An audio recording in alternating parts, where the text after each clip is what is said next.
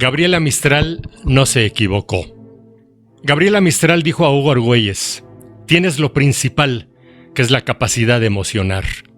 Palabras de una gran maestra a un gran maestro, quien en aquel entonces tenía solo 15 años, y no se equivocó.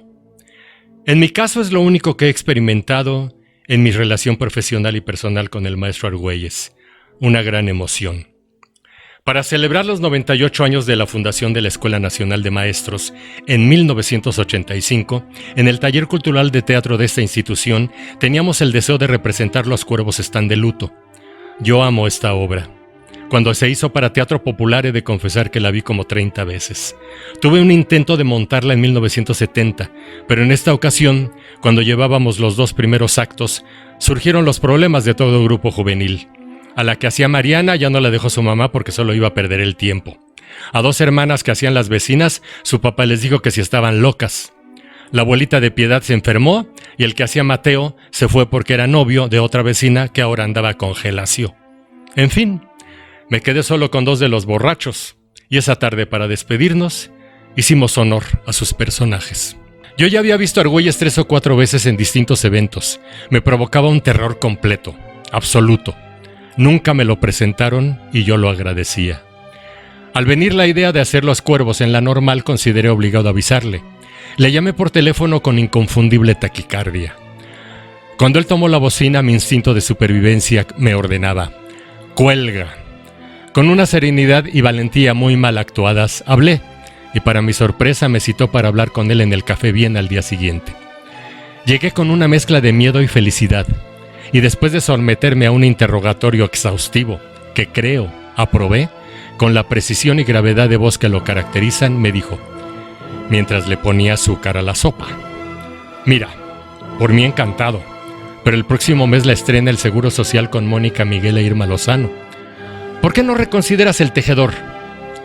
Sus palabras fueron proféticas, pues El Tejedor, Remedios, Don Sinfo, Marcial y Amadito enloquecieron a mis alumnos e iniciamos los ensayos.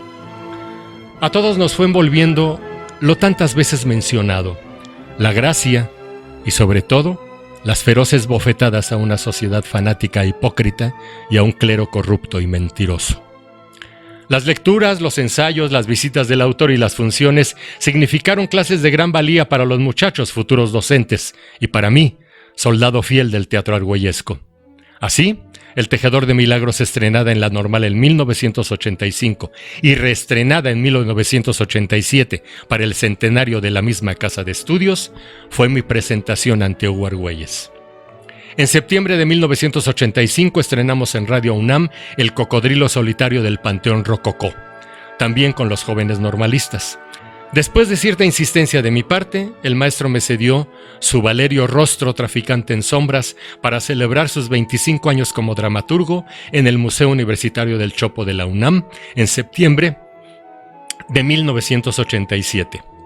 Preparamos esta apuesta con gran esmero por 2 motivos primordiales. 1, su homenaje, y 2, porque Valerio es una obra escrita para teatro de experimento que exige un gran compromiso e implica riesgo mayúsculo.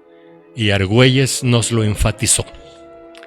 A esas alturas, con 2 montajes en los que el autor había manifestado satisfacción, yo creí que ya lo conocía.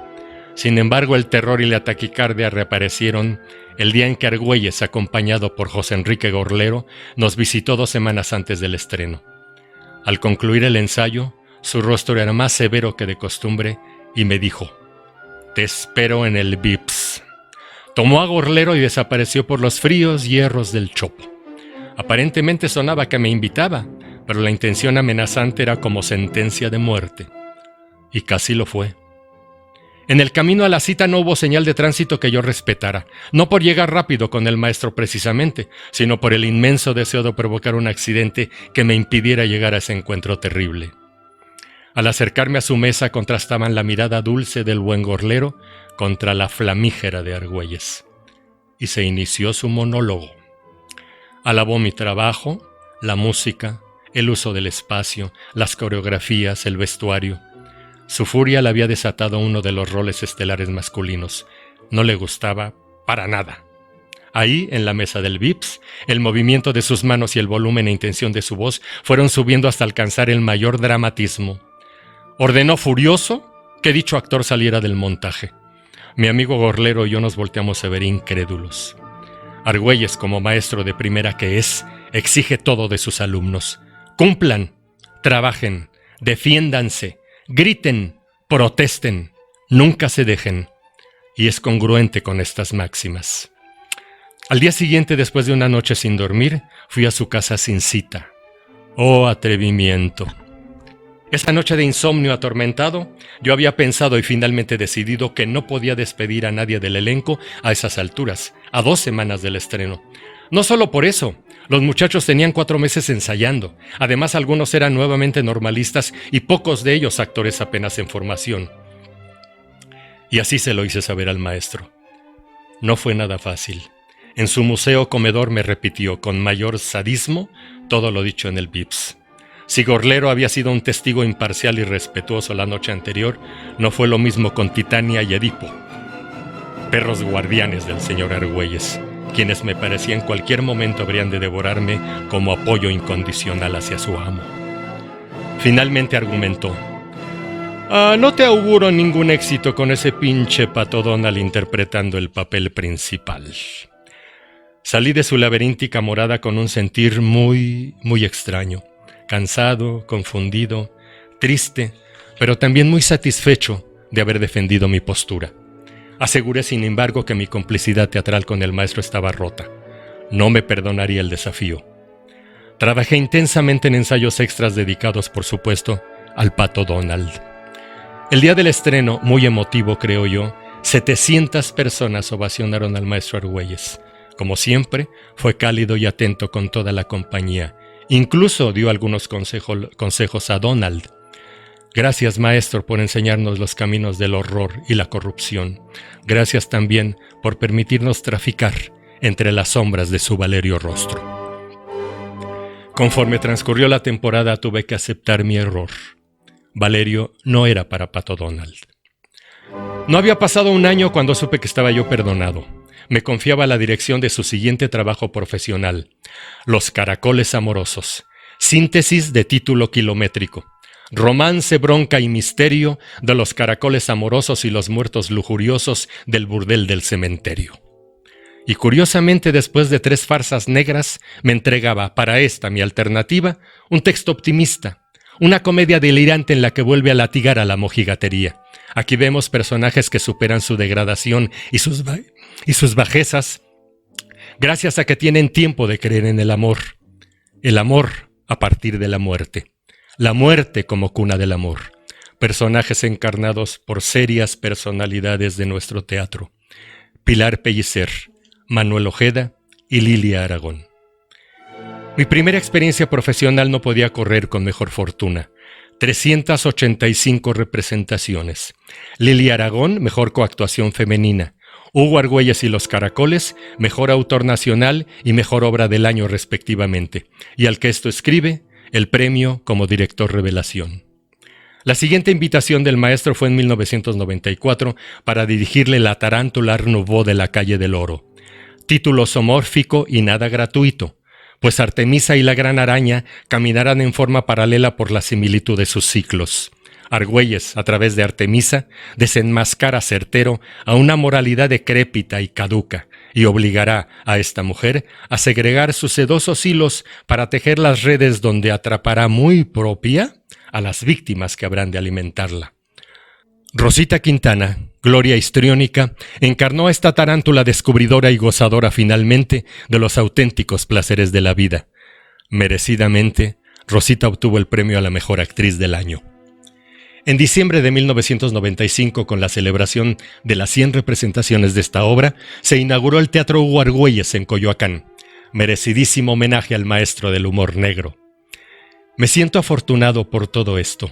Me siento afortunado también porque mi relación como alumno del maestro nunca ha sido dentro del aula. Sus clases me las ha dado en los ensayos, en la sala de su casa, en el carro. Las del VIPS no me gustan mucho, prefiero las del Café Viena. Argüelles me enseñó a desobedecer, y cómo se lo agradezco. Me ha compartido también su pesar cuando por desgracia mueren sus perros, peces o palomas, amadísimos por él. Admiro del maestro su dominio que tiene de nuestro idioma, su filosofía contundente para entender y explicar todo, su cultura y sensibilidad que le brotan por cualquier lado, su rabia para imponerse, su fuerza de espíritu que lo mantiene seguro y muy vivo. Admiro todo eso que lo convierte en un fauno gigantesco.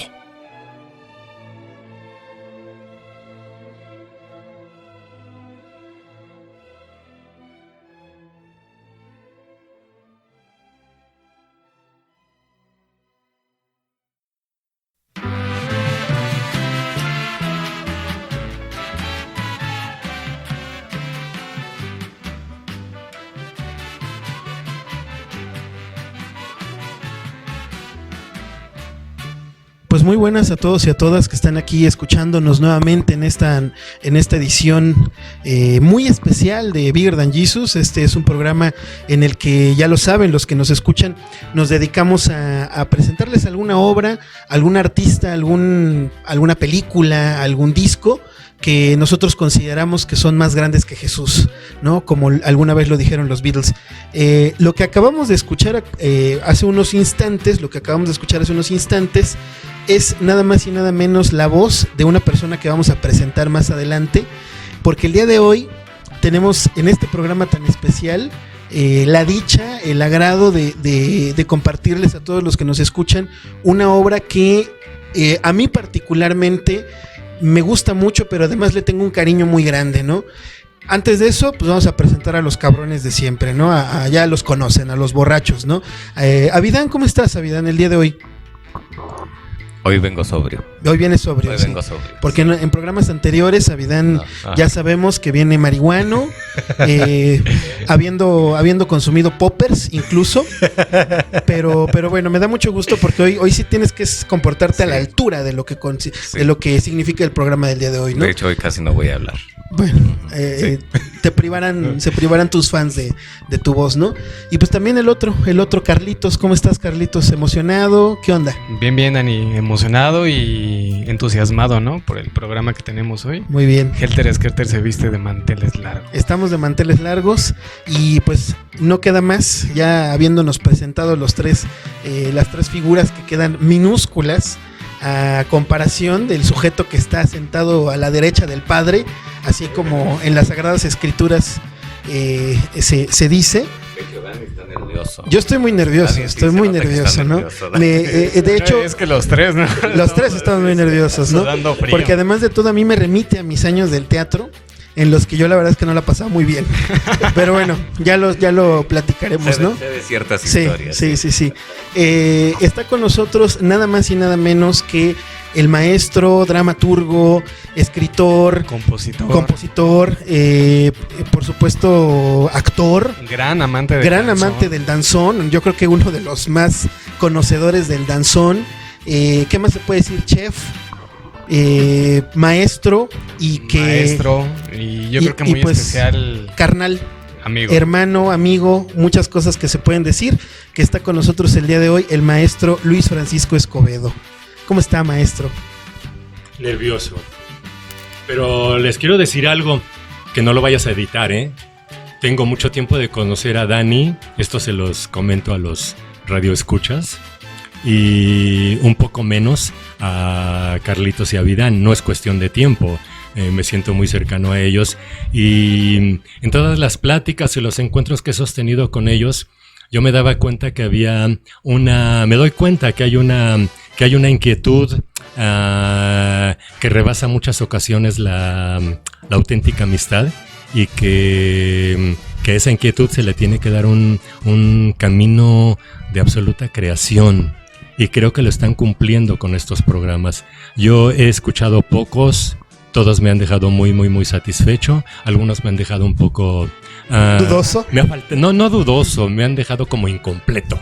Como que me ha faltado un poco más. Lo bueno es que no dijiste decepcionado. No, decepcionado no. Al contrario, me da mucho gusto ver esa inquietud de nuestras pláticas coloquiales que se lleve a cabo en una actividad tan artística y tan creativa como esta que están realizando.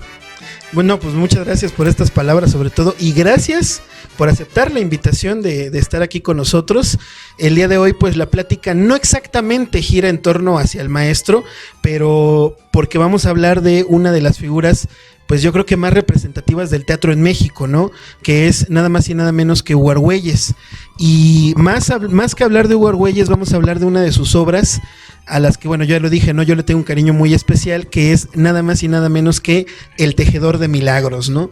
Que ya por el título, a lo mejor a la gente que nos escucha, hace muy poco tuvimos un encuentro con las personas, con algunas personas que nos escuchan, y a nosotros nos da mucho gusto saber que muchas de las cosas que nosotros les recomendamos no las conocen. Entonces, probablemente el nombre de Hugo Argüelles no les hace como que mucho eco. El título del Tejedor de Milagros no les hace como que mucho eco. Pero una vez que se acercan a estas obras, pues se dan cuenta de que son obras muy valiosas, ¿no? Y sobre todo que, pues, tienen esta gran virtud de que, pues, de una u otra manera se tienen que preservar y se tienen que platicar de ellas, ¿no? Sí, y uno de los comentarios, perdón que te interrumpa, Dani, es que en el transcurso de esa caminata nos pudieron compartir que muchas de esas cosas justamente ellos las han recomendado a sus conocidos. Sí. Y yo creo que es muy valioso que ese proceso de recomendación boca en boca provoque rescatar obras que son necesarias. Que son necesarias, exactamente. Y yo creo que El Tejedor de Milagros es algo que hay que rescatar, ¿no? Y bueno, antes de que pasemos con la estrella de la noche, que es el maestro, le vamos a hacer la pregunta de siempre a los compañeros aquí. Traten de no ser tan extensos, ¿no? Porque sabemos que a Vidán le gusta extenderse mucho. ¿Cómo llegaste al Tejedor de Milagros? Yo me alargo de vez en cuando. Te alargas de vez en cuando. Pues sí, realmente, mira, sí fue por recomendación de aquí de ustedes cuando salió esta propuesta de los programas que íbamos a ir grabando. Y cuando tú me prestaste el libro, yo pensé que iba a ser como otro hilito de sangre, ¿no? Claro. Pero yo últimamente tengo algo que creo que en la mayoría de veces me ha funcionado, y es que cuando ya recientemente voy a leer algo o a ver alguna película, no tengo ni idea de lo que estoy a punto de ver o de leer. No sé de qué trata. Y yo tenía muchísimos años que no había leído una obra de teatro, así que realmente cuando supe que era obra de teatro no tenía grandes expectativas. Claro. Pero yo dije que me ha funcionado, y creo que en este caso me sorprendió bastante. Fue una sorpresa muy bonita después de tanto leer una obra de teatro y que fuera esta. Sí. La verdad sí, okay. Sí. Carlitos. Pues yo creo que en mi caso fue igual. Yo recuerdo mucho una vez que estábamos platicando aquí los presentes y salió el tema, ¿no? Y a mí desde que me la estaban platicando me llamó muchísimo la atención cómo terminaba esa obra, ¿no? Yo no me imaginaba que el hilo de la obra culminara de esa forma, ¿no? Sobre todo porque rescata muchas cosas que yo creo que siguen siendo vigentes hoy en día, ¿no? No la había leído cuando tuve oportunidad de leerla, aparte de llevarme la sorpresa de cómo termina la obra. El humor que tiene la obra me parece algo sumamente rescatable. Pero así llegué yo al Tejedor de Milagros. Ya después yo llegué a la película y pues nada, también me dejó con un gran sabor de boca, Dani. Que yo me acuerdo, bueno, Carlitos, estabas en esas pláticas que luego teníamos con el maestro. De pronto él y yo hablábamos del Tejedor de Milagros, sí. Porque, bueno, ahorita yo voy a decir cómo llegué yo al Tejedor, pero pareciera que estuviéramos hablando de esa obra y tú no tenías la menor idea de lo que lo que era, porque nosotros ya hablábamos dentro del contexto de la obra, ¿no? Claro, decíamos que, por ejemplo, hacíamos referencia a algún personaje, alguna situación, etcétera, y tú no tenías ese contexto, ¿no? Y aún así, bueno, yo ya te presté el libro, ya lo leíste, etcétera. Y creo que, bueno, de una u otra manera, pues de inmediato según lo que tú me dijiste cuando acabaste de leer, me acuerdo que tu expresión fue, está muy cabrón. Esa fue tu expresión, bueno, la manera en la que lo describiste, ¿no?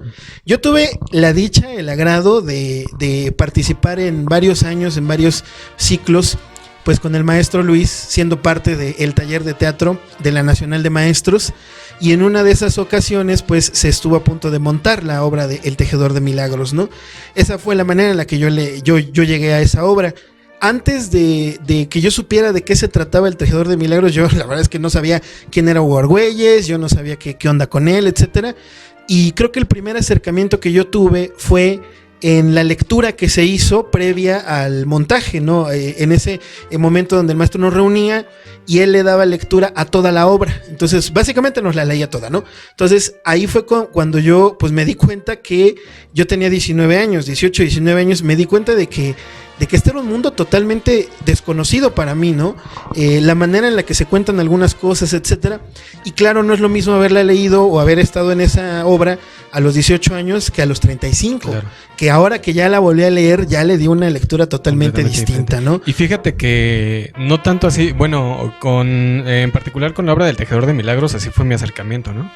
Pero con el maestro Hugo Argüelles, me tocó ver, lo comentábamos hace rato, el ritual de las salamandras, y me pareció una cosa completamente fuera de lo que yo estaba acostumbrado a ver, ¿no? Y creo que, ya me corregirás, así es todo el teatro del maestro Argüelles. Bueno, vamos a darle la palabra al maestro Luis, por favor, maestro. Cuando empezamos este programa casi siempre platicando cómo fue que llegamos a esta obra, ¿no? ¿Usted cómo llegó a esta obra, a la obra del Tejedor de Milagros? Que ya escuchamos un poquito en la narración que nos hizo, Yo ¿no? creo que en la primera lectura que hice en el inicio del programa, yo creo que está descrito. Yo de todas maneras rescataría eso, que en ese momento que quisimos nuevamente poner algo del maestro Argüelles, la idea inicial era montar Los Cuervos Están de Luto, pero ya lo expliqué anteriormente cuál fue el motivo por el que no se pudo hacer Los Cuervos. Estaba a punto de estrenarse con otra compañía, por lo tanto pues no era conveniente. El maestro nos invita a reconsiderar el Tejedor.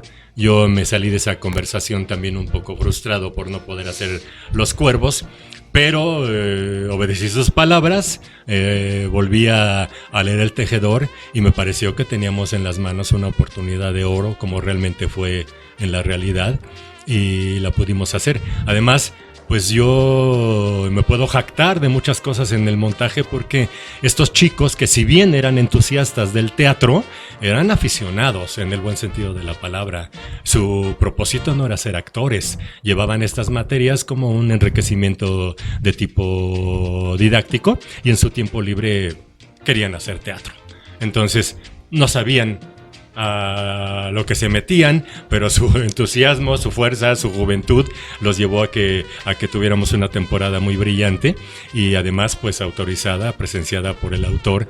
Y digo que fue de privilegio, porque en las primeras lecturas el maestro Argüelles estuvo presente. En los primeros análisis de la obra, el maestro estuvo presente y orientó a estos chavitos que teníamos muchachos de menores de edad, teníamos jovencitos de 16, 17 años encarnando algunos de los roles de la obra. Y ellos, yo creo que pensaron que así era siempre, que siempre que hicieran una obra iban a tener la fortuna de tener a un lado al autor, y el tiempo les dijo que no, pero el tiempo también les hizo valorar muchísimo esa oportunidad gigante de que el análisis de la obra lo hiciéramos en presencia del maestro Argüelles, y que nos orientara de esa manera, en ocasiones tan brutal, que tenía para describir a sus personajes y a las situaciones que estos representaban. Pero pues obviamente todo esto resultó para los muchachos muy, muy, muy nutritivo, porque primero pensaban que se estaban enfrentando pues a un cuento, ¿no? Uh-huh. a una fábula. A una fábula, no sé, ¿verdad? Sí. Y después de escuchar al maestro, después de de empezar con los ensayos, pues se dieron cuenta de lo que teníamos enfrente. Empezaron realmente, sí, la misma emoción, la misma satisfacción, pero incluso el temor de algunos de ellos, de que pudiéramos llegar a lo que el maestro nos exigía una vez entendida completamente la obra, ¿no? No, y esto es muy importante. Lo que usted está diciendo es muy, muy importante. Yo quiero regresarme a esta parte en la que es la primera vez en la que evocamos aquí a una persona, a un autor, que alguien en la mesa lo conoció directamente y tuvo la oportunidad de platicar con él. Bueno, en el caso de Oscar, que conoció a Arreola, ¿no? Pero bueno, Arreola. Eso sabemos que ya raya en la fantasía, ¿no? También. Pero por ejemplo, lo que luego sucede es que nosotros evocamos a personas que murieron hace 200 años, ¿no? Sí. En el caso de Hugo Argüelles, él muere en el 2001, me parece, Sí, en el 2001, y pues solamente lo conocemos pues a través de sus letras. El maestro tuvo la oportunidad de platicar con él, sentarse ahí en el Vips, ver que le ponía azúcar a su sopa, pero más allá de eso, pues él también tuvo la oportunidad de ver su trabajo conforme iba avanzando, ¿no? Entonces, a mí me gustaría que platicara un poquito esa parte de la importancia de Hugo Argüelles dentro del teatro de México. Cuando hablamos del teatro, sobre todo en esta época, no sé si estará de acuerdo conmigo, maestro, pero de pronto pensar en el teatro es pensar en los espectáculos grandes, ¿no? Es pensar en Vaselina, en los monólogos de la vagina, y casi siempre mentiras, ¿no? Mentiras, estas producciones que ya son como más Televisa, más comerciales. Anastasia, por ejemplo, ¿no? Y sin embargo, siempre va a estar ahí ese teatro que es como un poco más underground, ¿no? Y en su momento, contrario a lo que es en la actualidad, en su momento las obras de Hugo Argüelles eran las que llenaban los teatros, ¿no? Eran las que todo el mundo se peleaba por presentarlas, ¿no? Y a mí me gustaría entonces que nos platicara cómo es ese impacto de la obra de Hugo Argüelles dentro del teatro mexicano. Mira, yo muchas veces considero que mi opinión pudiera ser poco objetiva, poco fría, porque tuve la fortuna de conocerlo a nivel personal y evidentemente fue primero su teatro el que nos llevó a tener una relación más cercana, siempre respetando el terreno profesional, y entonces me hizo conocer más obras del maestro, me hizo conocer otros textos, me hizo conocer los textos que el maestro le interesaban, los textos que a él le gustaba leer, la música que le gustaba escuchar, las cosas que le gustaban coleccionar, porque entrar a su casa era realmente entrar, como lo decía yo hace un momento, era entrar a un museo, pero auténticamente a un museo, ¿no? En donde había animales vivos y muertos, donde había unos cuadros que realmente eran unas joyas. No nada más me refiero a obras de arte, completamente auténticas. No. Me refiero, por ejemplo, con quién estaba retratado el maestro. El maestro a los 25 años se estrena la obra que tiene más número de representaciones en el teatro mexicano, documentadas, que es Los cuervos están de luto.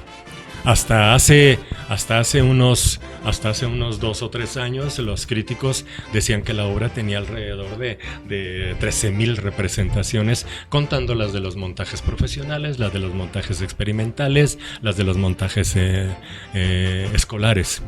Entonces, bueno, todo eso.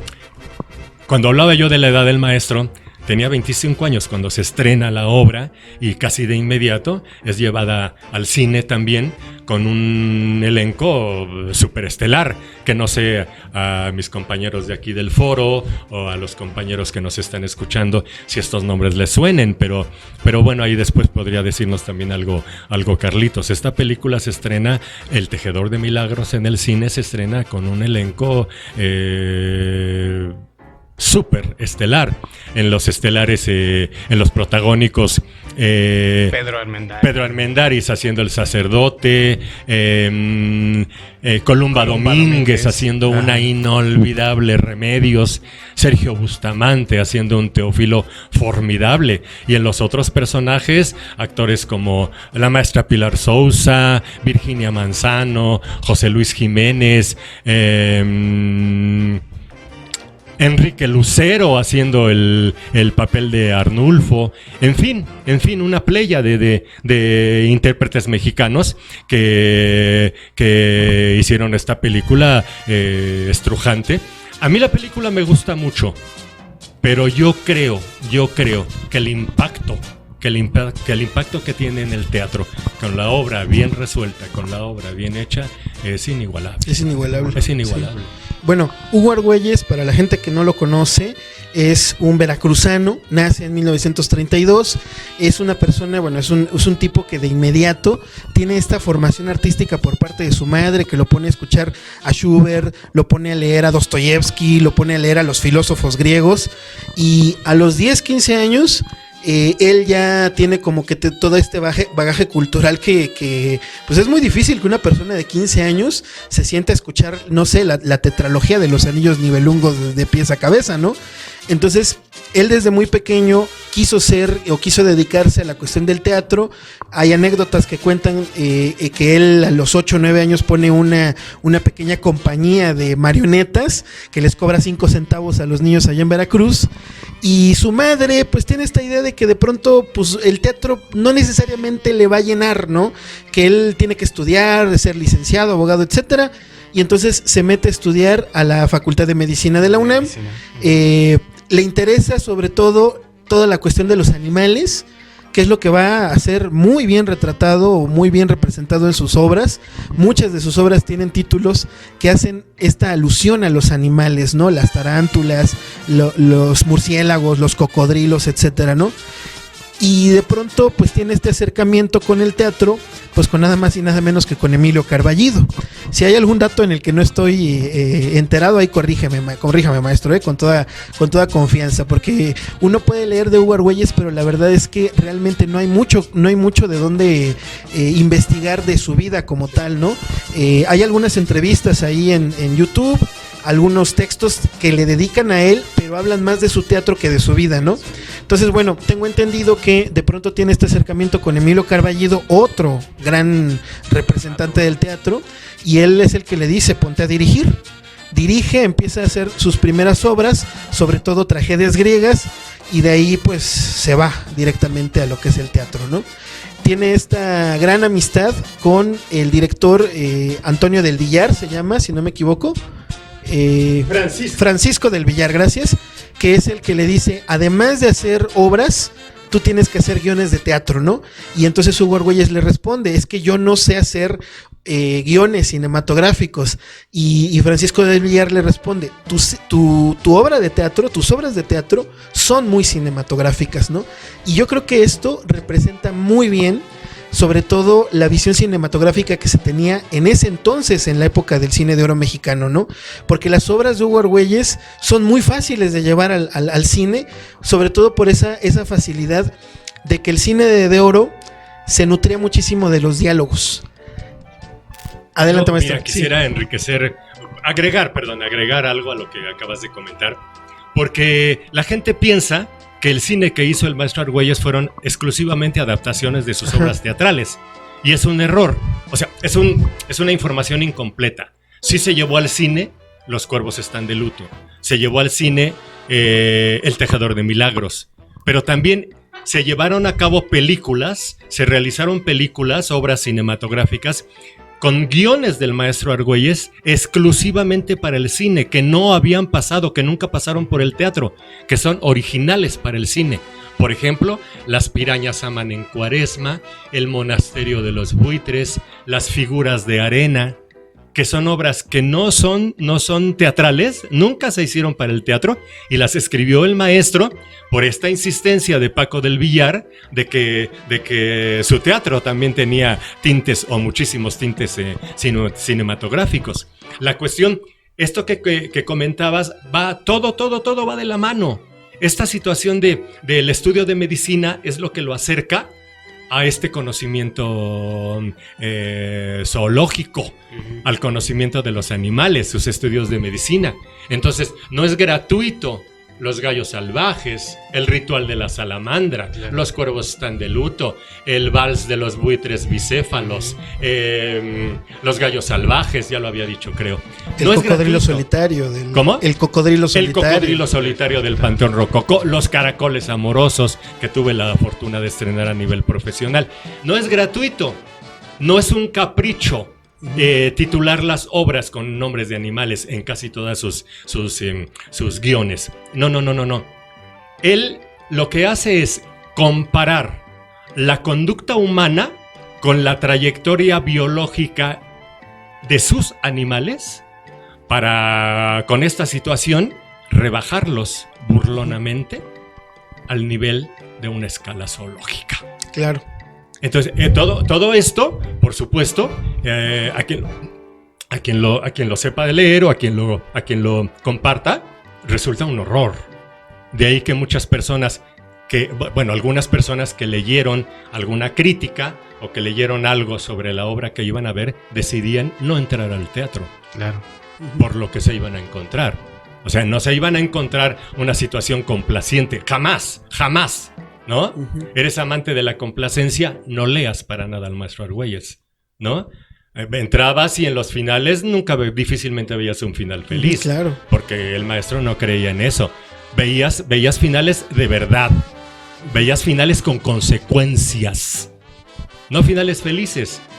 Y aparte de todo, pateaba gustoso estas tonterías de que los ricos son malos y los pobres son buenos. Claro. Que ese precisamente, ya entrando directamente al tema del tejedor de milagros, no sé si Carlitos, Avidad nos quisieran, porque los veo muy calladitos, no sé por qué, no son así, maestro, ellos casi siempre están hablando hasta por las orejas. No sé si nos quieran platicar ustedes que tienen más fresco la obra, brevemente, ¿de qué se trata el tejedor de milagros, no? Pues brevemente de lo que se trata es que hay una pareja que llega a un pueblo, ¿no? Una pareja que la esposa, señora, está embarazada y está a punto de dar a luz. Su compañero es un tejedor de cestas, pero que se disfraza de un manco, ¿no? Se hace pasar por manco. Se hace pasar por un manco para causar hasta cierto punto lástima y que así pueda vender las cestas o que le den dinero, ¿no? Llegan al pueblo, a Ixcamelucan, y la señora da luz, ¿no? Pero curiosamente llegan en épocas en víspera de Navidad, y en víspera de Navidad, exactamente. Y entonces a todos les llama mucho la atención que se parece mucho la historia de estos peregrinos a la historia de María y José. Hay una pareja pues, con una relación un poco extraña, no incestuosa, sí, pero sí extraña. Esta pareja la compone Teófilo y Remedios, que ven la situación y deciden aprovecharse de esto, ¿no? Para hacerla pasar como un milagro verdadero y así poder recolectar dinero y que se puedan ir del pueblo, ¿no? Y de esto va la obra, Por supuesto, mientras van sucediendo otras cosas, ¿no? Pasan muchas cosas. Complementando lo que tú estás diciendo, bien se puede entender esto. Cuando yo tuve la oportunidad, como ya dije hace ratito, de escuchar la narración de voz del maestro, yo me lo fui imaginando como si fuera una especie de pastorela, pero conforme fue avanzando, me di cuenta que era más bien como una antipastorela, ¿no? O sea, esta idea de que de pronto esta situación que debería ser retratada como un milagro de que llega esta pareja en vísperas de Navidad y que de pronto genera muchas cosas en el pueblo, porque yo creo que a pesar de que hay personajes muy específicos, yo creo que el personaje protagónico, el que se lleva toda la historia, es el pueblo en general, ¿no? Y esta idea de que presenciar este milagro o estar cerca de un milagro para el pueblo representa muchísimas cosas que de pronto no saben interpretar. Les genera una situación de fervor religioso, por supuesto, que los lleva a cometer actos tremendamente terribles, ¿no? Esta pareja de la que tú hablas, que es la gran responsable de generar muchas intrigas dentro de algunos miembros del pueblo, son los que generan o los que van nutriendo como este fervor. Y esto por supuesto va acompañado de algunos personajes que a mí me parecen sumamente interesantes. Yo creo que uno de los más interesantes ahí en la obra lo veo mucho más contenido, pero no porque sea malo, sino porque le dieron como el espacio a otros personajes. En la película yo siento que le dieron mucho más protagónico, que es el cura, es el sacerdote. Entonces, de esto se trata El Tejedor de Milagros, ¿no? Por supuesto, hace una crítica hacia la clase trabajadora, bueno, hacia la clase alta, perdón, hacia los ricos, hace una crítica hacia los pobres también. Retrata, yo creo que esta humanidad, pero no en ese sentido optimista de la palabra, más bien retrata como que los aspectos naturales que tiene la humanidad, y todo esto cargado con un sentido del humor, con unas expresiones, unos diálogos que bueno, a mí me parece que conforme yo los iba leyendo y me iba acordando de cómo fueron montados, me parece que son los que le dan mucho impacto a las escenas, ¿no? Estos diálogos. Yo decía hace rato que el cine mexicano de la época de oro se nutría más que de los montajes y de las escenas y de la edición, etcétera, se nutría mucho más de los diálogos, ¿no? Y esta yo creo que es una de las grandes características del cine, del teatro de Hugo Argüelles, ¿no? La fuerza que tiene en los diálogos. Maestro, usted decía hace rato que Hugo Argüelles le enseñó a ser desobediente. Las obras de Hugo Argüelles, ¿qué es lo que generan? Desobediencia, humor negro. ¿Qué es lo que generan las obras de Hugo Argüelles? Yo creo que sabiamente lo decía José Emilio Pacheco. Decía, depende de nosotros identificarnos, reconocernos o definitivamente cerrar los ojos. Lo decía no exclusivamente hacia las obras del maestro Argüelles, ¿no? Pero a mí me parecen unas palabras muy, muy sabias de que cuando vemos una realidad apabullante, efectivamente depende de nosotros, ¿no? Si nos reconocemos, si nos aceptamos, en caso de que lleguemos a identificarnos, o simplemente cerramos los ojos y nos damos la vuelta, ¿no? Eso ya depende de cada uno. Y reconocernos, pues cuesta muchísimo trabajo. Creo que yo sé quién es su personaje favorito de la obra, pero a ver, platíquenos usted, ¿cuál es su personaje favorito de la obra de El Tejedor de Milagros? Hablando del tejedor. Pues yo en verdad diría que en varios de ellos pues, me resultan tan entrañables a nivel teatral. Yo comparto lo que acaban de decir Carlos y Dani, pero si yo agregaría una cosa, agregaría esto. Realmente en El Tejedor de Milagros, el maestro Argüelles se atreve a tocar algo intocable para las buenas conciencias. Claro. Que es la religión, el nacimiento del Señor, ¿no? Independientemente de la religión, el nacimiento del Señor, ¿sí? Entonces, ¿qué pasa?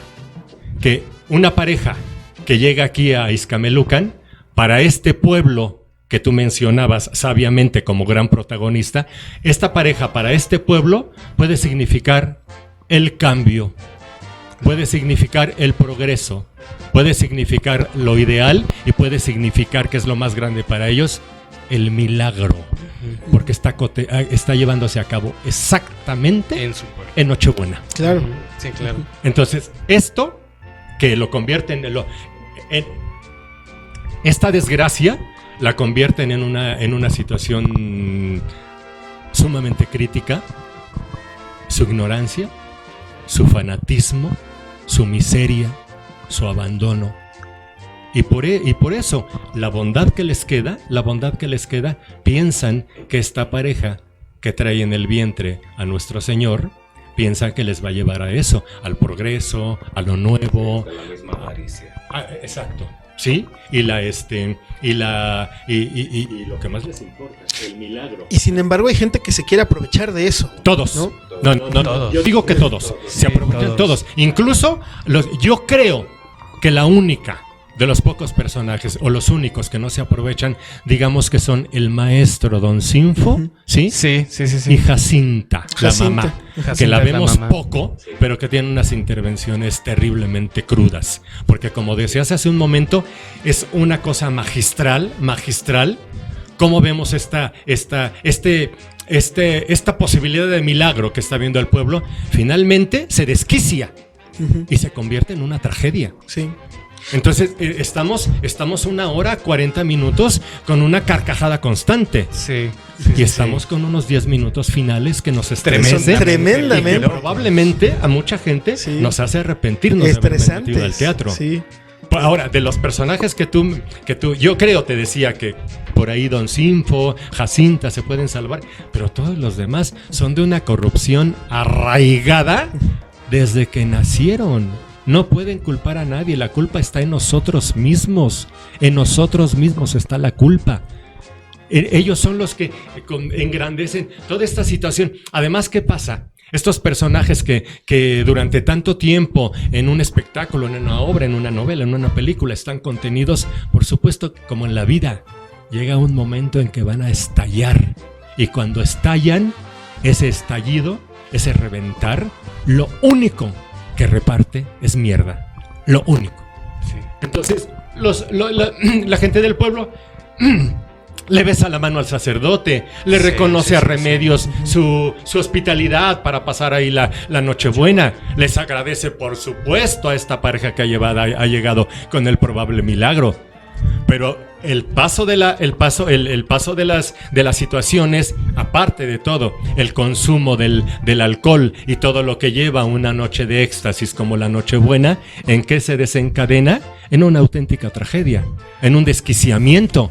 Realmente, al final, nos damos cuenta, aunque durante la obra el autor nos va dando señales, al final sabemos perfectamente quién es Remedios. Claro. Al final sabemos perfectamente quién es el sacerdote. Y este pueblo que le estuvo besando la mano durante toda la vida al sacerdote, no nada más besándole la mano, este pueblo que estuvo solapando la corrupción del sacerdote, ¿sí? Al final les vale un carajo y se enfrentan al mismísimo sacerdote y están dispuestos a despedazar al mismísimo sacerdote, claro, con tal de que el milagro se consume, cosa que evidentemente no va a pasar. Porque es en el tercer acto, ¿no? Donde empieza todo este gran relajo con el pueblo y el sacerdote es el que quiere poner orden y no puede, ¿no? Ya no puede. Es demasiado tarde. No, además de todo, conforme van pasando las escenas, el sacerdote va perdiendo autoridad porque cae en contradicciones él mismo, ¿no? Claro. Y eso a mí me parece que es como esa radiografía que se le hace a todas estas figuras, ¿no? Los ricos caen en contradicciones de decir, es que yo quiero ser el padrino, etcétera, pero al mismo tiempo están tratando de aventajarse de esa situación. Sí, o sea, ¿qué representaría para una persona ser el padrino del chingón? Sí, ¿no? claro. De Jesucristo. No, y lo dice, ¿no? Porque Arnulfo le pregunta al padrino, que no recuerdo su nombre, es Cleofas. Le dice, oiga, pero pues es que usted ya le dio dinero a Teófilo y yo soy el papá, ¿no? O sea, ¿a mí qué me corresponde de ese trato?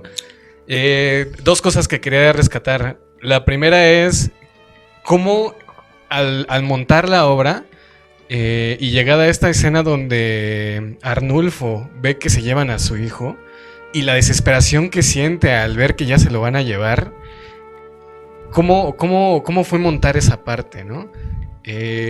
Porque supongo que ha de ser muy difícil, ya porque en la obra Arnulfo se ve que es cómplice también de la corrupción y que quiere aventajarse de todo esto, ¿no? Mira, yo creo que desde que Arnulfo aparece en escena, nos está dando muestras también de su corrupción. Claro. Quién es más, quién es menos, no importa, pero también él trae lo suyo. O sea, su apariencia de manqués, uh-huh, de manqués de manco, para sacar dinero, tejiendo con los pies, las patas, es un detalle ya como de cierta mentira, ¿no? Y cuando llega apenas se da cuenta de lo que ha generado el futuro nacimiento de su hijo y empieza a sacar provecho.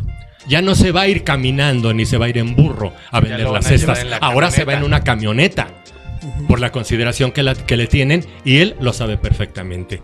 Este detalle que acabas de mencionar, cuando a ver cómo estuvo, quién es el compadre, quién va a dar más dinero, no, ya está metido en una corrupción absoluta, claro, absoluta, ¿no? Y entonces teatralmente se está encaminando a convertirse también en un personaje trágico. Cuando hablábamos hace un momento que utilizabas la palabra radiografía y a propósito de la profesión inicial del maestro, su formación en medicina, relacionado con la medicina, como buen médico, el maestro nunca, no nada más en El Tejedor, en muchísimas obras, nunca tuvo empacho para exhibir las llagas de los seres humanos y provocar que revienten hasta que desencadenan lo que cada uno de los finales nos va diciendo, ¿no? No, y además de todo, esto que usted está diciendo es muy interesante, porque pareciera que Hugo Argüelles es ese gran provocador, es ese gran contestador de las cosas correctas, y sin embargo yo siento que fue muy consentido en el mundo del cine y del teatro, precisamente porque tuvo la inteligencia de no caer en las cuestiones como vulgares, ¿no? En las cuestiones así. Esta obra, yo no sé, a lo mejor usted tiene más datos, pero yo no siento que haya sido censurada en su momento. No. Y tiene todos los elementos para ser censurada. Entonces, yo lo que me pregunto es cómo logró Argüelles que no le censuraran esta obra, ¿no? Más bien, la conclusión a la que llego es que tuvo la inteligencia suficiente de que todos estos temas que está tratando los logró disfrazar, sí. O a lo mejor no disfrazar, pero más bien como presentar de una manera en la que no cualquiera los pudiera entender, ¿no? Sí. Cuando en la anterior intervención que les comentaba lo de cómo exhibía y reventaba las llagas de los seres humanos, las revienta con ese bisturí mágico, ajá, que tenía, con mucha sutileza, de su teatro extraordinario. Ahora, cuando ahora comentabas algo que quería yo subrayarlo, bueno, decir, porque seguramente tenemos algunos radioescuchas que lo han leído poco o que esta noche lo están conociendo, pero yo sí quisiera decir algo muy, muy, muy importante. Hemos estado hablando sobre todo del tejedor. Carlitos tocaba hace un momento el tema del ritual de la salamandra. En el ritual de la salamandra, que yo todavía no tenía el gusto de que me presentaran al maestro, yo vi la obra 2 o 3 veces, y cuando yo me cruzaba con el maestro me echaba a correr, o me daba la vuelta, o me metía al baño, ¿no? Porque me provocaba un terror infinito. Pero cuando yo se lo platiqué, que le daba algo de risa, más bien no le importaba. Entonces, cuando se lo comenté, me platicó unas anécdotas muy, muy, muy fuertes que ocurrieron en las representaciones del ritual de la salamandra. De 2 o 3 ocasiones encontraron a personas que se salían del teatro. Los ejemplos que él me platicó fueron de damas, seguramente le pasó también a algunos varones, pero se encontraron a 2 señoras llorando en el baño. La obra todavía no terminaba, pero llorando en el baño por lo que estaban viendo en escena. De esa manera tan cruda, como comentaba yo hace un momento, que esa frase me gusta mucho, ¿no? De que no tuvo empacho para exhibir las llagas de los seres humanos y después reventarlas con el bisturí mágico de su teatro extraordinario, ¿no? Pero sí me interesa aclarar que si bien escribió este tipo de cosas, ya no les comento, por supuesto, la terrible anécdota que es Los Gallos Salvajes. La terrible anécdota que narra en Los Gallos Salvajes, que es una cosa excesivamente brutal, y fue una obra que tuvo muchísimo éxito, maravillosamente interpretada en el papel estelar por Sergio Bustamante. Pero bueno, lo que quería aclarar que con esto que estamos diciendo, pareciera que le estamos describiendo al público a un demonio. Claro. Y no es exacto, y no es así. Y no es así. Era un genio, es un genio, porque para mí sigue vivo, es un genio del teatro mexicano, pero el maestro Argüelles era de una dulzura, de una simpatía, de una alegría absolutamente apremiante, de una nobleza del tamaño de su corazón. Yo tengo entendido que en algún momento Carlos Monsiváis le escribió algún texto, y en ese texto él lo describe como el fauno del humor negro, ¿no? Uh-huh. Que bueno, en esta idea de que a pesar de que sus obras están cargadas de esta crudeza de la que habla, mucha melancolía, tristeza, depresión, no se puede dejar a un lado el humor negro, ¿no? Que esa es una de las grandes virtudes, yo creo que de todas sus obras, ¿no? Siento que en el cine particularmente hablando del Tejedor de Milagros, no sé si estén de acuerdo conmigo. Queda un poco aparte, ¿no? Queda un poco aparte el humor negro, se van más como al melodrama. Por la cuestión visual, ¿no? Enseñar más como la miseria, la pobreza, etcétera. Pero en la obra, el humor negro, incluso yo por ahí encontré un diálogo donde hacen como un juego de palabras con las cestas, algo así de besas cestas, ¿no? Y no sé si ese diálogo era como tratar de esconder por ahí un albur, ¿no? Entonces, esa parte de Hugo Argüelles no se le puede negar que dentro de sus obras pareciera que estamos diciendo así la obra más trágica, desgraciada, miserable, pero no, o sea, uno se la pasa muy bien leyendo o viendo esta representación durante la primera hora, ¿no? Al final sí hay mucho drama, o sea, una cuestión cargada de mucha tensión, mucho terror incluso, pero es muy curioso porque vienes de una hora riéndote con todas las cosas que dicen estos personajes. Fíjate, ¿no? Que de esto que estás comentando, cada que el maestro me daba un texto para que yo tuviera detalle como afortunado, para que yo se la llevara a escena, me decía, léela, peínala, utilizaba esa palabra, peínala y me la muestras. Y yo apruebo a ver si quedó bien peinada. Y esto implicaba que yo le podía hacer de ninguna manera correcciones, ¿no? Pero sí algunos cortes. Lo hice con la mayoría y casi todos fueron aceptados, casi todos. Al Tejedor yo no le quité una coma. Al Tejedor de Milagros me senté con esa intención, sobre todo para que durara un poco menos. No pude hacerlo, no le quité una coma. Porque están perfectamente, los diálogos están perfectamente en su lugar, perfectamente en su tiempo, perfectamente en su momento, en su tiempo, en su lugar, ¿no? Y la obra, yo me pasaría en verdad, ¿no? 3 horas hablando de la obra porque estoy enamorado de ella. Pero otra gran virtud es que escribió uno de los personajes femeninos mejor delineados del teatro mexicano y probablemente del teatro universal, que es Remedios.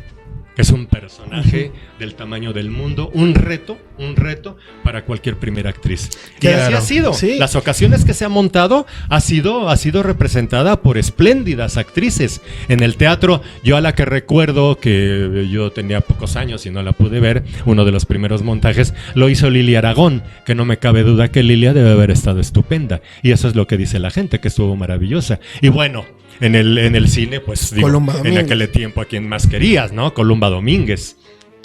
Y bueno, a ver, a mí sí me gustaría que nos platicara de, por ejemplo, la experiencia que tuvo al montar el Tejedor de Milagros, porque tengo entendido que lo montó más de una vez. Una de esas veces, que fue donde yo participé por razones que no vale la pena narrar en este programa. Avidán está implicado en esas razones. ¿Cuál fue tu personaje, Dani? Yo era parte del pueblo.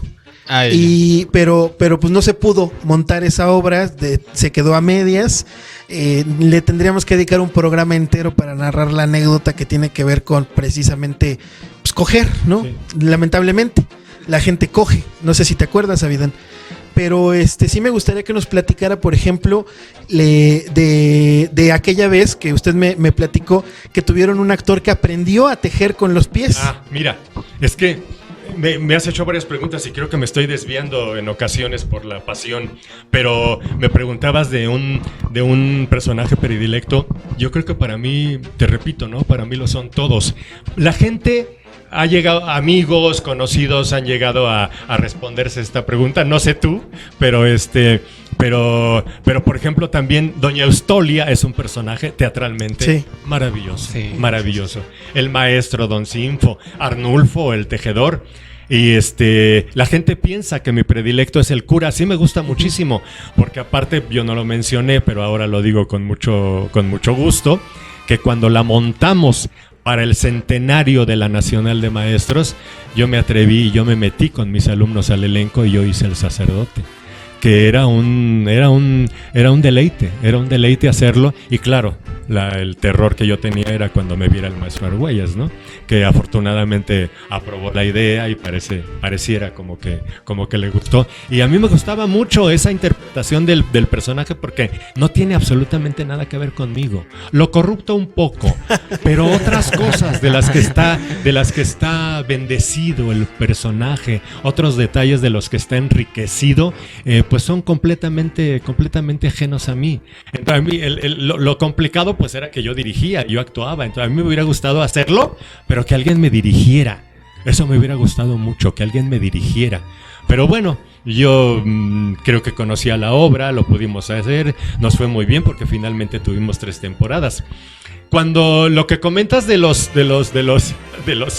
tejedor con los pies de las cestas, este chico, muy brillante dentro de taller de teatro, Luis Felipe Sigüenza, le tocó encarnar al tejedor.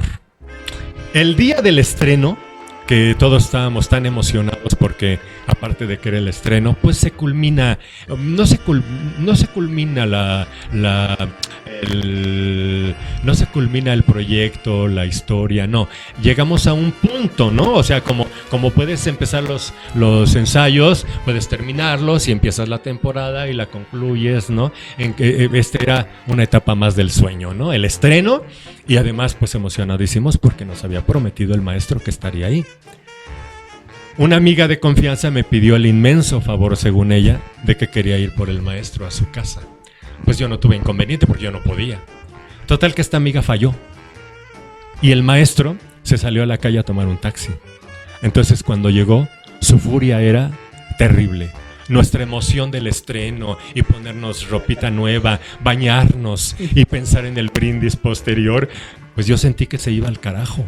Cuando llegó abriéndose entre los maravillosos jardines de nuestra escuela, porque eran las 8 de la noche, se estaba abriendo paso a mentadas de madre, de la furia, lógico, de que lo habían dejado plantado, de que no habían ido por él. Bueno, llegó y la verdad es que empezó la función y yo tenía un desaliento del tamaño del mundo, porque incluso al entrar el público tenía media hora esperándolo, pero no era su culpa. Entonces entra el maestro y el público, el noble público, empezó a aplaudir. Como era un teatro círculo, tenía el maestro que cruzar el escenario. Entonces cruzó el escenario y la gente le empezó a aplaudir y ¡bravo, Hugo! ¡Esta es tu casa! ¡Gracias, Hugo! Entonces el maestro, contrario al agradecimiento que se esperaba en ese momento, con las manos les hizo señales de que se callaran, lo cual también descontroló mucho al público con la furia que traía. Se sentó, llegaron unos alumnos suyos del taller de dramaturgia, se sentaron juntos. Yo estaba sentado en un lugar con toda intención de que yo no veía la obra. Yo veía su rictus, y yo decía, a ver a qué hora se levanta y se va.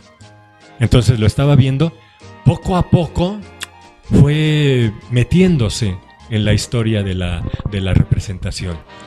Pero sucede que a la hora que vio tejer a este niño, que vio tejer con los pies las cestas, su cara completamente dulcificada.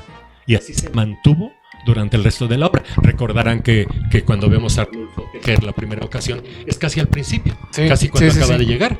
Entonces, este chavito auténticamente aprendió a hacer 2 o 3 puntadas con los pies.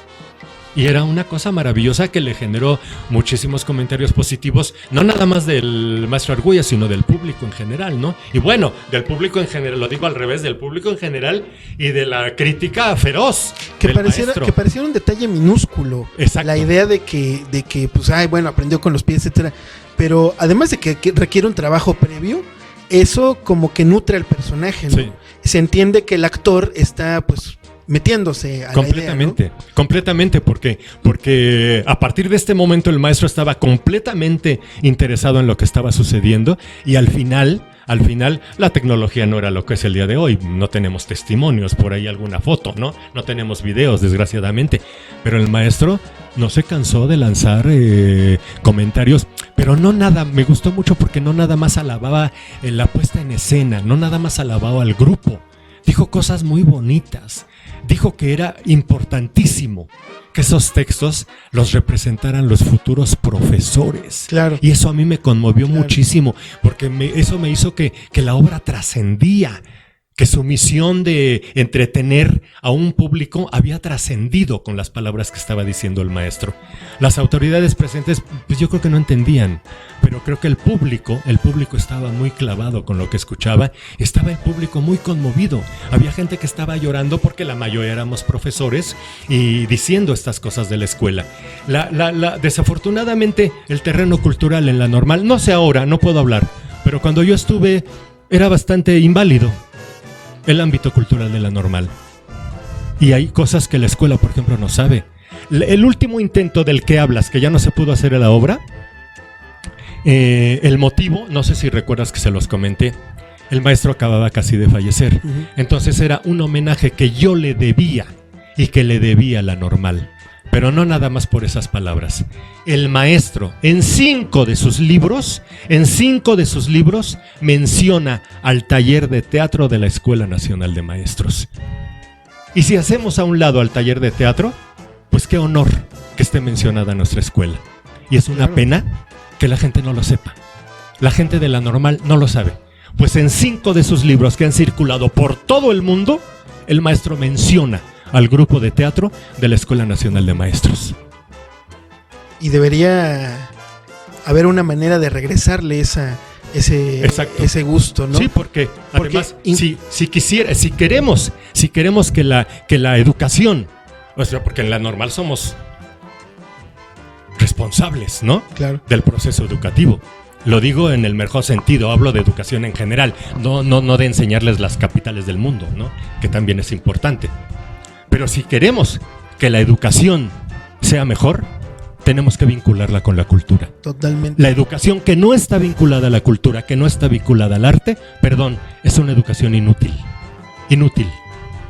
Yo le tuve mucho respeto a un jefe cultural que tuve, y estuve en varias escuelas, y el jefe que yo tenía en cultura en la Universidad Pedagógica, don Manuel de la Cera, yo le tenía un gran reconocimiento porque era auténticamente un hombre de cultura. No como en otros lugares que ocupan los puestos quien sea. Este hombre era un auténtico hombre de cultura. Y un día, con todos los proyectos que llevaba a cabo, que por supuesto algunos costaban, o todos, ¿no? Porque sabiamente decía el maestro Ricardo Garibay, por nuestro trabajo hay que cobrar. Por nuestro trabajo hay que cobrar. De tal manera que al final del programa quiero que se me extienda una generosa cantidad. No, es mentira, es una mala broma. Es una mala broma. Empezamos a sudar. Yo volteé a ver a Carlitos, ¿no? Es una mala broma. La cara que puso Aguedán, ¿no? Pues, muchas gracias, aquí nos vemos. Pero le dicen a don Manuel, le dicen el jefe de recursos financieros de la universidad, le dice a don Manuel con una petulancia como solo ellos conocen, le dice, pues la cultura nos está saliendo muy cara. Y sabiamente le contesta el licenciado de la Cera. Le dijo, sale más cara la ignorancia. Por supuesto. Y es eso, ¿no? Yo creo que la educación, yo estoy ausente de ese ámbito exquisito desde hace muchos años. No tendría tantos elementos para opinar, pero me da la impresión que sigue en las mismas. No, al contrario, yo creo que sí tiene los elementos para opinar, ¿no? Porque así como usted lo dice en su texto dedicado a Hugo Argüelles, habla de que Hugo Argüelles le enseñó muchísimo más sin haber sido su alumno directamente, ¿no? A mí eso me habla a la idea de que enseñar tiene que trascender las fronteras del aula. Claro, ¿no? Claro. A mí me parece, no sé si están de acuerdo los dos borrachos que andan por aquí, pero que en las pláticas que hemos tenido tomándonos una copita, un café, etcétera, hemos aprendido muchísimo más que en un salón de clases. Sí. Exactamente, ¿no? Ese es el gran valor, y yo creo que por eso también hay que rescatar a estas grandes figuras como lo es Hugo Argüelles, ¿no? Esta idea, por ejemplo, que cuando se hizo la obra, bueno, la que ya no se alcanzó a hacer por motivos sexuales, me acuerdo que incluso nos platicó que la familia de Hugo Argüelles había sido muy, muy generosa con los derechos de la obra, ¿no? Sí. No sé si la habían cedido, o sea, sin cobrar, pero sí estaban muy contentos con la idea de que se hiciera la obra, ¿no? Entonces, de una u otra manera, ahí está este personaje que además de todo no es gratuito que haya un teatro en Coyoacán que se llame como él. Así es. No es gratuito de que hay todo un centro cultural en Veracruz que tenga su nombre, ¿no? Él mismo hablaba de que Veracruz no es una tierra donde se genere la cultura, ¿no? Claro. Y por eso es una de las razones por las que se vino a vivir aquí a la ciudad, ¿no? Sí. Entonces, bueno, hay muchas cosas que decir de Hugo Argüelles. Ojalá, pues, alcance la gente a escuchar hasta este punto del programa, pero pues me gustaría que fuéramos cerrando en esta idea de por qué es tan importante leer El Tejedor de Milagros o acercarse al Tejedor de Milagros en esta época contemporánea, porque es una obra que se escribió en 1900, ¿qué dijimos? 62. Entre el 61 y el 62, que Hugo Argüelles casi le pone el punto final a la obra, pone la palabra telón y se la manda allá a los productores y la hacen antes que en el teatro, la hacen en el cine. Entonces pareciera que es una obra que ya no está caduca, que ya no está vigente, que ya tiene mucho tiempo, que a lo mejor la vemos y decimos, no sé, pero a mí me parece que sigue muchísimo más vigente que nunca. Sí, es mucho más vigente. ¿Por qué la importancia entonces de leer por qué le diría a la gente que es importante leer El Tejedor de Milagros? Porque yo creo que hay que conocer las joyas de la literatura de nuestro país. Carlos Fuentes dijo que en literatura México era de primer mundo, y yo creo que tiene toda la razón. Yo creo que en México tenemos grandes literatos, grandes escritores, y muchos de ellos están olvidados, incluso muchos de ellos ni siquiera están editados. Claro. Y han escrito cosas maravillosas. Y yo creo que ese es un motivo primordial que se lea, para que, sobre todo, bueno, varios motivos, ¿no? Para acercarnos al teatro mexicano, porque ya lo dijimos varias veces, pero obviamente esta obra es una obra muy mexicana, sí. Muy mexicana. Yo creo que eso es también de lo más importante. Pero hay un detalle que en muchas ocasiones se olvida. Los autores, los escritores viven de su escritura. Claro. Y hay que respetarlo. Entonces, hay que pagar derechos de autor. Hay unas condiciones que no viene al caso, porque parece que si no vas a cobrar la entrada, estás disculpado de alguna comisión, no lo sé bien. Pero cobráramos o no, a mí siempre me preocupó, siempre informarle a los autores, incluso cuando eran extranjeros. Y casi siempre la respuesta era la misma, porque durante 35 años casi todas nuestras obras fueron mexicanas. Pero sí hicimos varios trabajos de autores de teatro universal, hicimos de autores contemporáneos, hicimos Enemigo de clase de Nigel Williams, hicimos Y la maestra bebe un poco de Paul Sindel, y cuando hacíamos las cartas de petición de los derechos, eran obras que acababan de ser éxito en el mundo, que incluso en algunos otros lados seguían montadas. Entonces yo tenía pues la inconsciencia, yo creo, ¿no? de pedir los derechos, y siempre había un renglón que se parecía. Siempre decían, qué honor que los futuros maestros se preocupen por llevar estos textos a escena. Y yo se los decía a mis alumnos las veces que fuera necesario, aunque se aburrieran. Cada ensayo, las veces que fuera necesario, porque era un motivo de orgullo. Desafortunadamente en la escuela pues no tenía el mismo eco, no tenía la misma importancia. Nunca lo hicimos con esa intención, ¿no? Si no les importaba, pues ni modo, ¿no? En su conciencia. Pero a mí sí me daba mucho orgullo que nos contestaran eso, que por supuesto que nos autorizaban, porque estaba montada por futuros profesores, los responsables de la educación. Y no, incluso aunque no fuera específicamente hablando de los profesores, ¿no?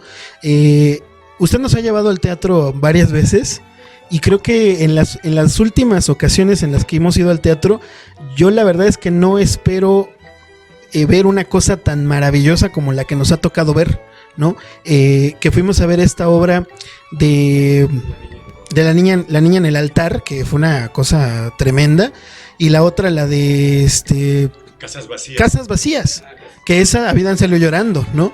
Entonces a mí me llama mucho la atención, porque el teatro es un mundo totalmente apartado de todo lo que está como en el mainstream, ¿no? La gente está acostumbrada a ir al cine, ir a conciertos, etcétera, pero por ahí está el teatro. Y lamentablemente, usted sabrá más de esto, pero ha cambiado muchísimo en los últimos años, yo creo, ¿no? ¿Qué tanto ha cambiado el teatro desde la época de Hugo Argüelles? Pues es que mira, yo pienso que la gente siempre prefiere más divertirse a emocionarse. Sí. Que es muy diferente. Claro. Porque la emoción no siempre va de la mano de la dicha. La emoción no siempre va de la mano de la risa.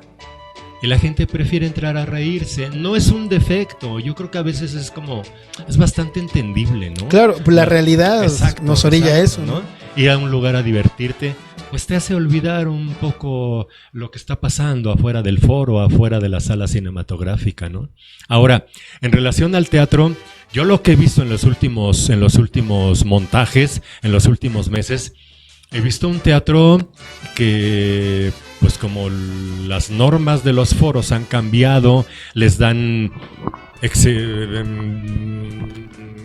de manera exagerada, les dan 20 funciones, 24 funciones, que son muy pocas. Entonces, si a una compañía le van a dar 20 funciones, tú imagínate, si emprenden por su lado, si la empresa es privada, tú imagínate si va a haber ganancias. Entonces, pues escogen cosas que tengan menos personajes, que no tengan tanta producción para poder solventarla, porque de lo contrario, ¿cómo le harían? Sí, y lo vimos en esta obra que fuimos a ver, ¿no? De Aníbal y Melquiades, que es un montaje de un cuento que hizo Pancho Hinojosa, ¿no? Y realmente la escenografía era lamentable, ¿no? Por ahí casi un actor se accidenta por lo mismo. Sí. Bueno, no quiere decir, creo que no quiere decir que la gente que nos está escuchando no vean teatro. Más bien al contrario, vayan al teatro. Hay que conocer este mundo, hay que explorar este mundo, porque que a pesar de que yo estuve con esta experiencia, después del taller me acerqué muy poco al teatro. Es gracias a que nos acercamos al maestro que hemos tenido así como que este reencuentro con el teatro. Incluso aquí en este espacio únicamente hemos hablado de una sola obra de teatro, además de esta, que es la de Esperando a Godot, ¿no? Que también, bueno, hay mucho que decir de esa obra, pero vayan a escuchar ese programa, ¿no? Y sin embargo, explorando todo lo que hay en el teatro, hay unas cosas increíbles, ¿no? Hay unas cosas que muy probablemente o muy difícilmente las vamos a ver en el cine. Claro. Por ejemplo, ahorita usted decía la de Enemigo del Aula, que es una obra que usted me recomendó, yo la busqué por ahí, la leí, no la pude ver montada, pero la leí, y a mí me parece que es una obra que se escribió hace 40 años, pero si la llevaran hoy al cine o al teatro, qué sé yo, sí generaría muchas cosas, ¿no? Porque habla sobre todo de la violencia dentro de las aulas, de todo lo que se genera dentro de las aulas, ¿no? Prácticamente en todos los contextos. Entonces, lo que yo quiero decir con esto es que para la gente que nos esté escuchando, esta es una invitación para que exploren el mundo del teatro, ¿no? Es un mundo que, por ejemplo, antes de ir a ver estas obras que el maestro nos recomendó, Avidán nunca había conocido. Tú, platícanos tú, Avidán, que eres el más virgencito en la cuestión del teatro. ¿Qué? No, es que sí, yo creo que precisamente es eso lo que dice el maestro. Ir a ver una película, fácilmente tú puedes saber de qué trata. O cualquier forma de diversión, tú puedes tener ese antecedente de saber qué es lo que vas a ver. Creo yo que es un poco más complicado cuando es una obra de teatro. Intentar buscar de qué puede tratarse eso que estás a punto de llegar a ver. Y la verdad es que, pues yo sí lo digo, yo no tenía tanto acercamiento con el teatro. O sea, yo estoy hablando de muchísimos años en los que yo no había ido, pero me he encontrado, o sea, las veces que he salido con ustedes y esta obra que leí, me he encontrado unas joyas que de verdad son increíbles. De esta del Tejedor de Milagros me parece increíble porque ya dijeron muchas cosas, como que dando también pequeñas pistas del final, pero yo creo que aún así quien está escuchando el programa no tiene idea de lo que es el final. Claro. Y el final de verdad es un chingadazo. Claro. O sea, sí es un chingadazo. Tú mencionabas si es contemporáneo, ¿no? Uh-huh. Y yo creo que definitivamente sí. Estamos hablando de que esto se grabó, se escribió en el 62. Y yo cuando lo estaba leyendo, yo puedo decir, te imaginas tu contexto actual. O sea, no estás diciendo, es que esto, pues sí pasó hace muchos años, o así pensaba la gente hace muchos años. Tú te imaginas tu contexto actual y encaja perfectamente. No, yo creo que basta ver las noticias, ¿no? Sí. O sea, basta ver esas noticias donde hay pueblos en los que linchan a una persona simplemente por no tener como las mismas creencias, exacto, ¿no? O incluso gente que tiene poder abusando de ese poder, ¿no? Esta obra, a pesar de que está escrita de esta manera, no se puede dejar pasar la idea de que puede ser una alegoría a muchas otras cosas, a muchas ¿no? cosas, a sí. muchas otras cosas que son incluso actuales, ¿no? Cuando hicimos el programa de Esperando a Godot, que todavía no estaban ustedes, muchas personas escribían que leyeron la obra pero no la entendieron, ¿no? Y es que es otra manera de hacer teatro, pero yo creo que lo que decía hace rato el maestro, uno tiene que saber interpretar lo que está viendo, ¿no? No nada más quedarse con lo que está pasando en escena, sino también interpretar los diálogos. Hay muchos diálogos en los que Teófilo da a entender, por ejemplo, que el cura es un hijo de la chingada, sí. ¿no? Sí, de hecho desde el principio, hace una crítica al lugar en donde vive, porque él es el que se quiere ir. O sea, está ya hasta la madre de todo, del padre, del cura. Incluso, de todo. perdón que te interrumpa, el mismo nombre de Teófilo, ¿no? Exacto. Teófilo significa el amigo de Dios. ¿No? Que me parece que no ha de ser gratuito que Hugo Argüelles ha de haber elegido ese nombre para él, ¿no? Entonces, de una u otra manera, todo esto, pues por supuesto hay que ponerle atención. No es como que vayas a ver Lilo y Stitch o Anastasia, que ya dijimos, ¿no? Entonces, muy buena obra, Anastasia. Pues este programa, más que nada, pues es una invitación a que se acerquen a las obras de Hugo Argüelles, a que se acerquen al teatro, a que exploren todo este mundo. Yo hace poco tuve la oportunidad de ver una película que se llama Juego Peligroso. A mí me llamó mucho la atención de que el guión estaba escrito por José Emilio Pacheco. Perdón, no es cierto, Gabriel García Márquez, por Gabriel García Márquez. Entonces a mí me llama mucho la atención que nada más conocemos a Gabriel García Márquez por 100 años de soledad, por El amor en tiempos del cólera, pero ¿cuál es ese mundo que Gabriel García Márquez exploró en el cine? Porque no es la única película que escribió. Él también escribió algunas otras películas. Presagio, que es una maravilla, ¿no? Entonces, me llama mucho la atención porque a mí me gustaría tener el guión de cómo lo concibió Gabriel García Márquez de forma original, ¿no? De manera primigenia, que seguramente pasaba, ¿cómo le decía Hugo Argüelles? Lo peinaba. Pasó por muchos peines, ¿no? La obra final, ¿no?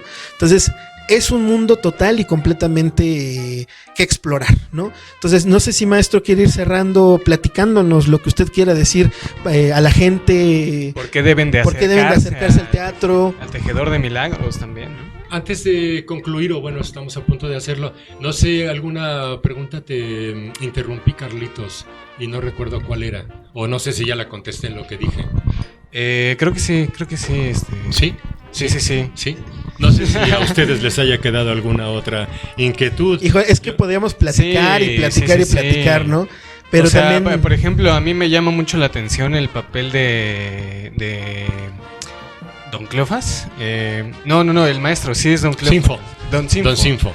Que él lo tachan de loco, por supuesto, porque no está inmiscuido en todo este... Y lo tachan de loco, ¿no? Porque es el único noble. Claro. Es el único que se dispara. Claro. Porque hemos hablado sobre todo de la parte densa, que sí, domina la obra, ¿no? Independientemente de estos grandes momentos de humor, como en todo el teatro del maestro y específicamente en el Tejedor de Milagros. Pero si nos damos cuenta, también hay hace un rato hablabas de que era importante que leyéramos lo que hay atrás de las palabras, algo así decías, ¿no? Independientemente de que lo vayamos entendiendo, poco a poco, yo sí quería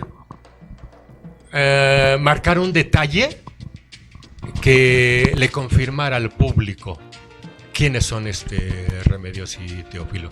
Y entonces lo que yo hice es que cuando se van, que ahora me gustaría hablar un poco de eso antes de terminar, cuando se van Verania y Teófilo, en el pleito, cuando golpean a Teófilo, yo hago que se le cae la cobija con la que se está cubriendo.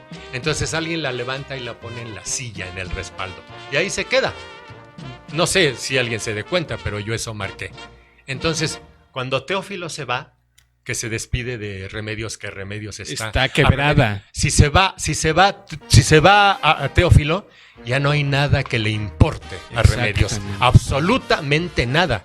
Cuando se va, se darán cuenta que se va Teófilo. Y entonces Remedio, incluso su texto, su primera, dice, ahora sí van a saber, ahora sí van a ver, desgraciados. Les dice Remedio, y empieza a desenmascarar a cada uno, ¿no? Sí. Viene entonces, por supuesto, la venganza de todos hacia ella. Pero bueno, cuando pasa esto de que Teo se va, yo le marco sin palabras ese dolor brutal que es una puñalada para Remedios. Entonces le marco que mientras él está esperando la despedida, ella coge la cobija y se la pone en la espalda a Teófilo, porque Teófilo ya se va. Lo cubre, lo protege cuando ya se va, porque eso es importante subrayarlo. No hay textos ahí, los vemos que se van, pero sí es importante decir que también, a pesar de todo lo que sucede en las obras que acabamos de comentar, en las obras del maestro Argüelles, a pesar de que sucede todo ese humor negro, esa miseria, esa desgracia, esa tragedia, ese desquiciamiento, toda esa mierda, ¿sí? También deja el maestro abierta una posibilidad, una esperanza, y siempre la va a depositar en los jóvenes. Exacto. ¿Quiénes se van? Teófilo y Verania, que aunque han colaborado en lo que estamos viendo ahí, pero son los que tienen la posibilidad de salvarse. ¿Qué va a pasar con ellos cuando se vayan? ¿Quién sabe? ¿Quién sabe? Pero de este mundo terrible que hemos visto, que ya todos pusieron su ingrediente de miseria, de maldad, de ambición, que es la casa de Remedios, ¿sí? Ellos, de la manera como tú quieras, alcanzan a irse. No, y también pasa con Don Sinfo y Amadito, porque al final ellos se van juntos, ¿no? Salen de escena, pero no se van a ir del pueblo. Se entiende que ellos se quedan, ¿no? Sí. Ellos se quedan. Amadito, con todo y su edad y todo su candor, ha colaborado también para Por todo supuesto. esto. Claro, lo han manipulado, pero le ha encantado el papel, ¿no? Que le han puesto para que vaya ahí de casa en casa, ¿no? Claro. Pero ese detalle de Teo y de Verania hay que subrayarlo, porque el maestro también deja impreso dentro del texto dramático de que por ahí puede haber alguien que se salve de toda esta miseria que los está rodeando. Y se van. Así como no es lo mismo, pero por ejemplo en El Cocodrilo se van Maciosare y Magdalia, lo mismo, se van de ahí del pueblo con la intención de que no les salpique toda esta porquería que están generando los demás. Los demás ya no pueden. Aunque Remedios esté sola, Remedios no se va a ir nunca. Remedios está acostumbrado, porque aparte de todo, Remedios ya es vieja, ¿no? Y Remedios está acostumbrado a lo que ha hecho, a sorprender a sus compañeros. Y ahora, el papel de Verania, perdóname que te interrumpa, no. Al principio te la pintan como que ella es la loca que quiere estar con Teófilo, ¿no? Uh-huh. Y cuando Teófilo ya está completamente deshecho porque le acaban de poner encima de cualquier cosa, acepta irse con ella, ¿no? Sí. Ya, puedes continuar. No. Era eso.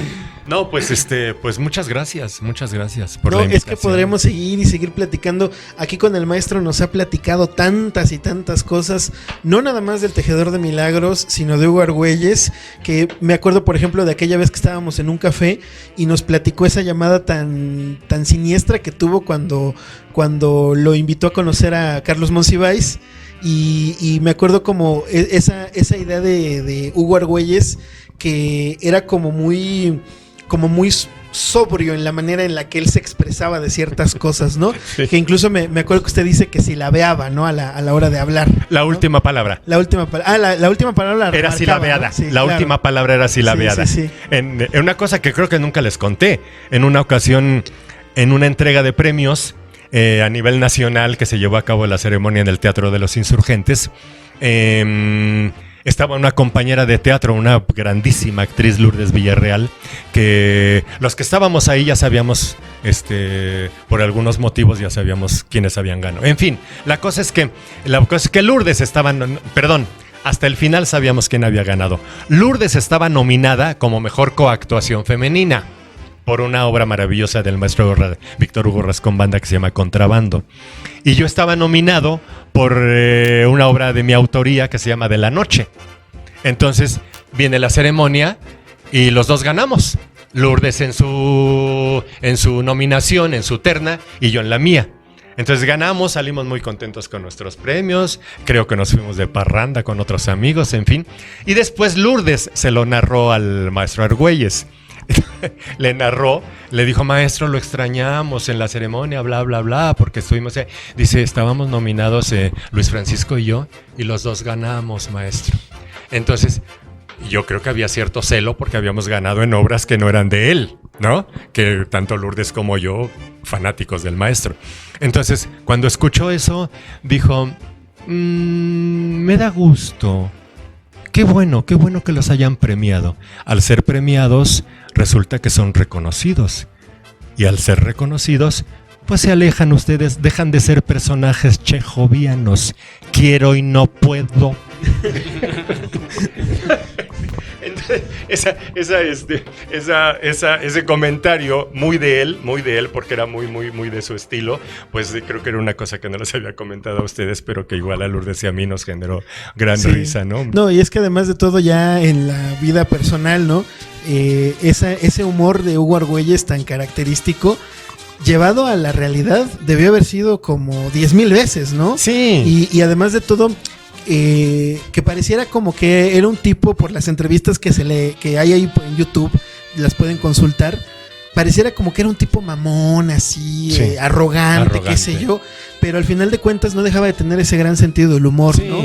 Por ejemplo, esta otra anécdota que alguna vez nos contó, de que en alguna vez quisieron montar una de sus obras como de una manera muy vanguardista, así como medio surrealista, ventanas, ¿no? Y montaron una ventana que caminaba, ¿no? Sí, no sé si nos quiere contar eso ya para ir cerrando. Sí. Ah, bueno, es que fue muy curioso porque en ese momento en la televisión yo nunca fui fanático de las telenovelas, aparte porque no tenía tiempo, pero una ocasión vuelven a transmitir pues una telenovela que hizo historia en ese ámbito en nuestro país, que se llamó Cuna de Lobos, que estaba magistralmente interpretada por muchos actores mexicanos, encabezados por la señora María Rubio.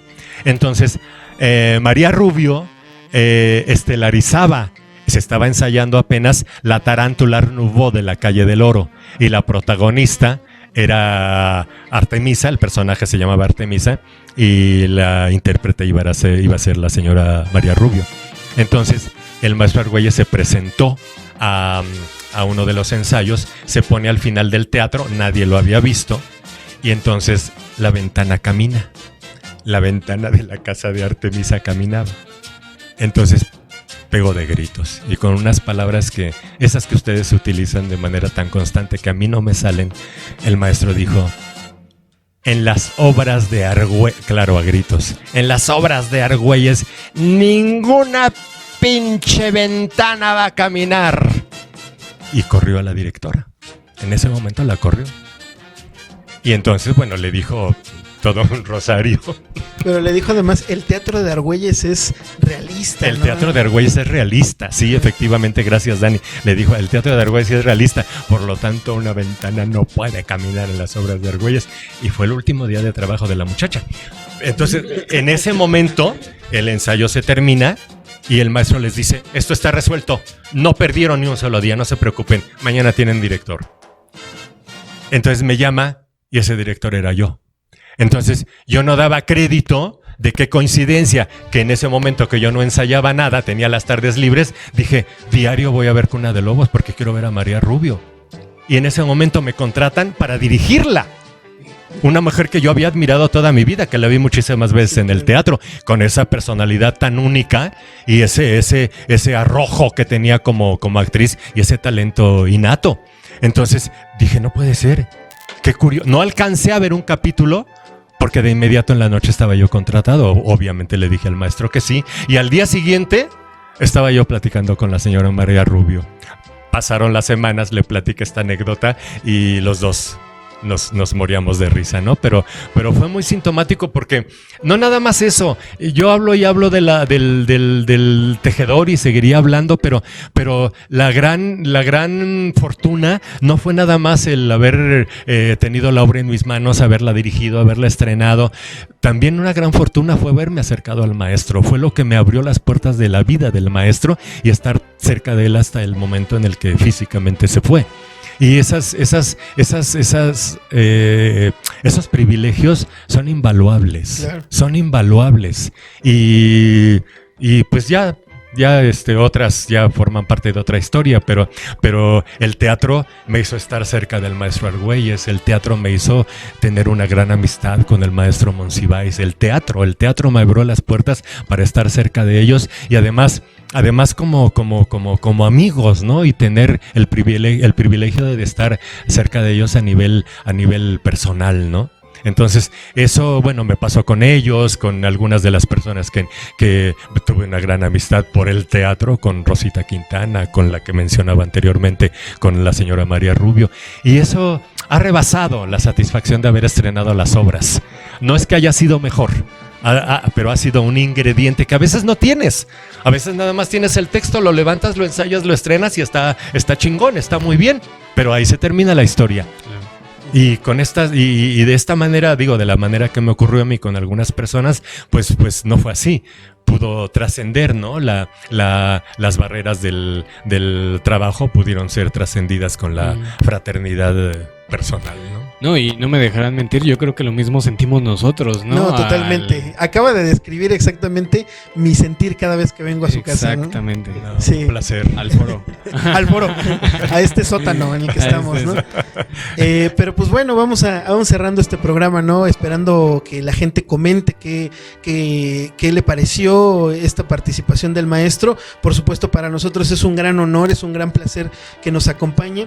Si ustedes quieren conocer un poco de las cosas que ha hecho el maestro, porque él también ha hecho cine, tiene una pequeña participación por allá en una película que se llama Misbala, del 2010 me parece, del 2010, también una película que ahorita está en Amazon Prime, que se llama Ojalá que Mariela no se muera, ¿cómo se llama? Ojalá Mejores que Gabriela no se muera. Gabriela no se muera, que también ahí tiene una participación,